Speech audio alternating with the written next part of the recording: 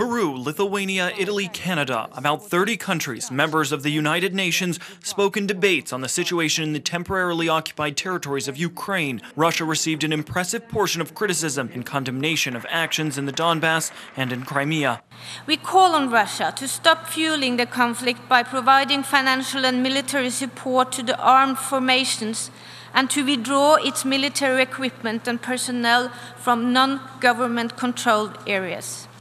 The European Union does not recognize and continues to condemn the illegal annexation of the Crimean Peninsula by Russia, which remains a clear violation of Ukrainian sovereignty and territorial integrity, and a direct challenge to international security.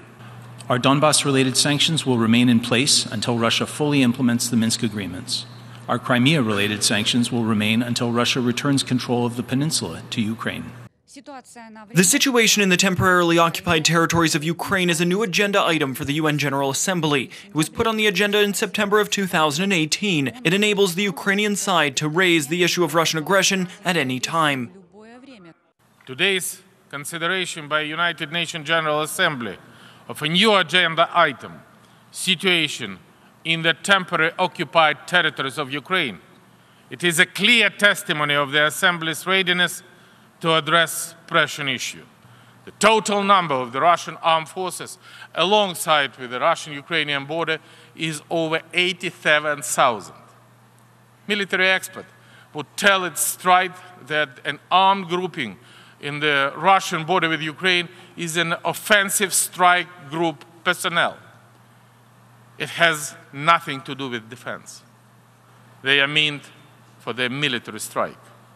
And this is what the Kremlin is being prepared for. For us, the Ukrainian conflict is a pain. For the Western countries, it is an infinite joy, because in your consciousness, the worse Russia feels, the better and happier you are. Russia's reaction to the debate is more than predictable, especially after the statement of the president of Ukraine about the possible deprivation of Russia's veto at the UN Security Council meetings. Maybe it's time to put Russia in its place. Start with depriving it on its veto right. At least when it comes to issues related to the Russian Federation itself against Ukraine. What else could we do in order to bring peace to Ukraine and find long-lasting solution to the Russian aggression?